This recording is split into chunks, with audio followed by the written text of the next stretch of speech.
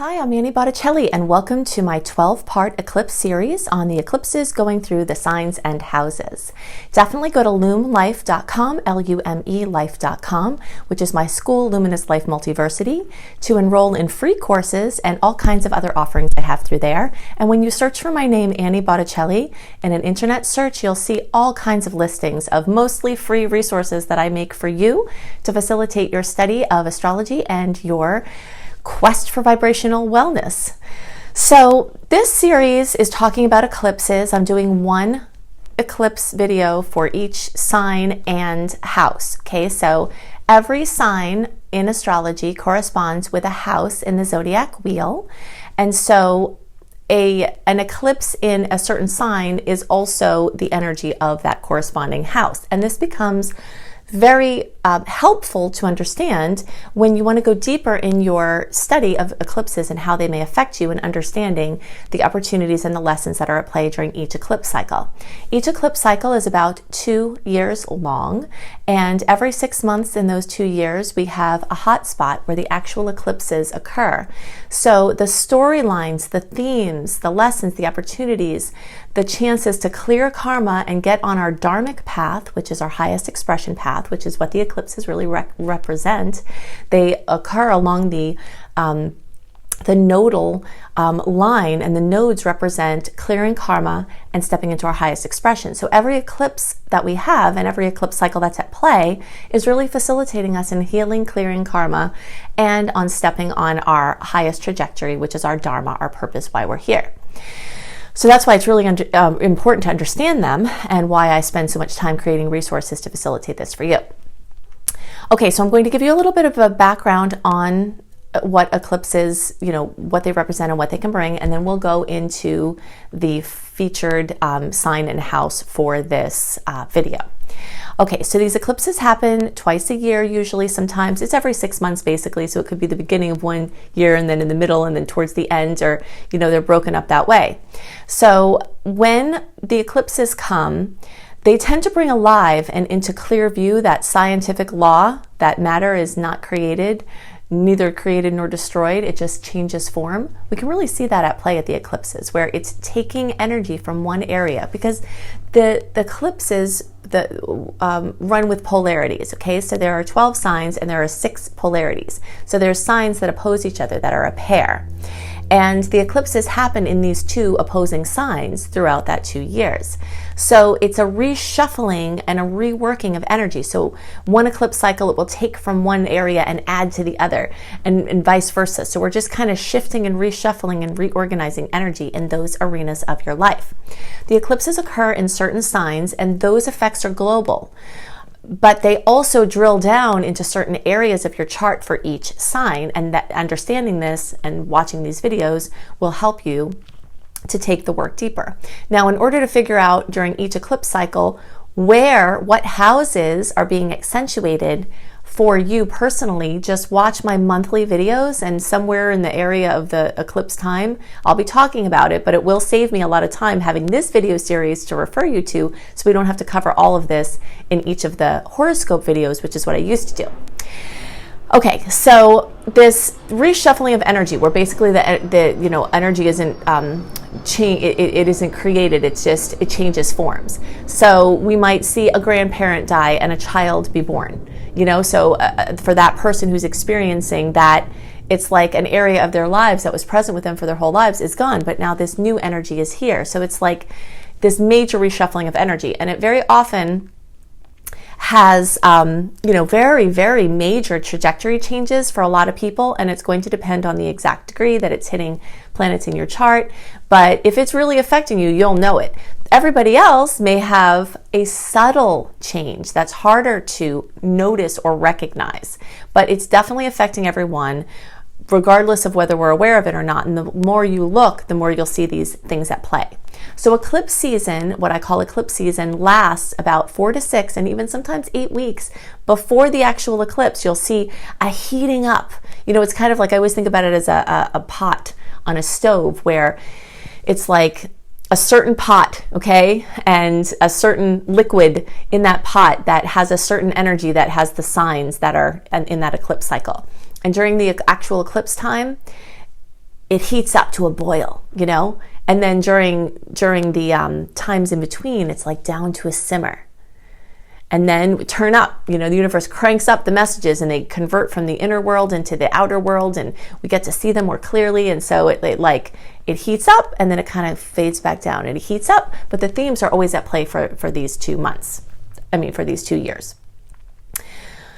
Okay, so just make sure I tell everything else. So the things that happen at eclipse time tend to feel destined a lot of times, where things happen, and a lot of times it's out of our control. Eclipses often bring non-negotiable changes to our lives. It can be very scary and very stressful. So it's definitely a key point around eclipse time to do modalities that help you to ease anxiety, and I discuss those in videos and other offerings that I have on how you can keep the anxiety level low so that you can stay connected with your intuition and with spirit and navigate through them in the easiest way. Okay, so even though there are certain things in our lives that are fated and unavoidable, there are definitely things we have some say in, and we can shift our experience of those events. So understanding all of these things and doing inner work to help clear out the karmic gunk that's coming up can be part of how we can have a better experience of the things that are fated to happen. Okay, so just make sure there's everything I wanted to talk about there. Okay, yeah, so just the overview is that eclipses as an astronomical occurrence happen at the time they're happening, but eclipses as an astrological occurrence happen for all of the time they're occurring. And you'll notice for the years that a certain eclipse cycle is happening, if you go back to the last time or last times that eclipse cycle happened, there are themes at play that will likely come back into your life. It doesn't mean the same things will happen per se, but you'll see the same lessons, the same topics that are moving you along in a certain area of life. Okay, so now let's check out the sign and house of focus. Eclipses tend to bring drama, fruition, major closings, major openings, major trajectory shifts, surprises, or accomplishments along the lines of things that were already in process. At eclipse time, things tend to be eclipsed in and other things tend to be eclipsed out. When there's an eclipse in the 5th house or Leo, there's often a major focus on children. This can be, work with children, whether they're your own or others. It can be anything along the process of pre-pregnancy, conception, pregnancy, birth, child rearing, relationships with children. The creativity process is also ruled, and so the idea of a creative project with, for many people, creative projects are their babies, even those who have other children. So this energy of creativity, having a conception of an idea, following it through, birthing it, taking care of it.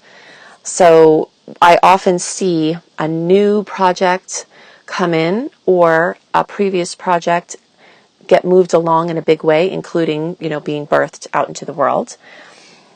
I see things having to do with hobbies, like a return back to something that you love. Or sometimes a hobby coming into the forefront is a possibility to make money with it. Anything having to do with bringing fun or childlike wonder into life. Sometimes something could happen to someone that that makes you start thinking, wow, I better have fun now, right? Because life is fragile and maybe the fun ratio is not enough. And for others, maybe an addiction to pleasure or too much of fun and irresponsibility could come up as a factor where you start to streamline changing how you have fun, changing what fun is to you, things like that. So an old way of doing fun can be eclipsed out and a new way of doing fun can come in. Talents and even hidden talents. So anything where you would stand on a stage and people would look at you for the good stuff that you do, singing, dancing, fashion, anything where you're on display, music, athleticism, leading a group, something like that, acting, modeling, things like that. Things where you have something that's special and people look at you because of that or listen to you because of that.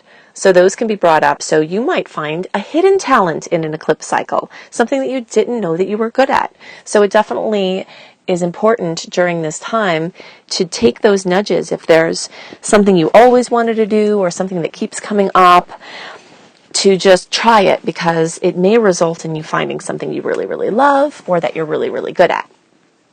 Anything having to do with leadership, being seen, your role as a director or a creative director, the energy of your personal creative flow coming in a bigger way, where you figuring out what that is. Many people have been so focused on what other people need and what they're supposed to do that they've strayed away from what they actually love.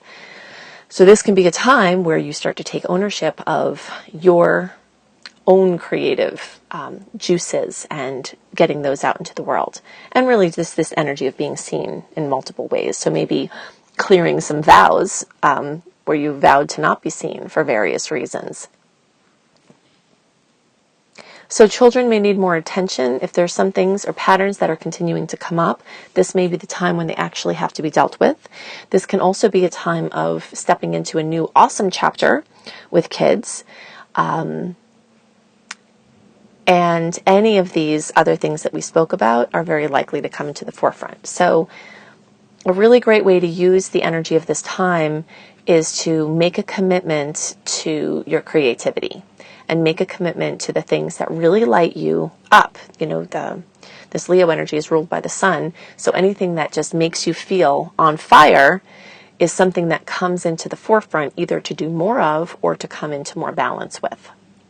So I hope you loved this. Definitely look at my other resources. If you search for my name, Annie Botticelli, online, you'll find tons of things that I offer you. You can go to my website, anniehelpsyou.com, for lots of blogs and other things that can facilitate your journey. You can go to cozybysweetstarlight.com for written horoscopes, lifestyle blogs, and astrology kissed information that I think you will just love.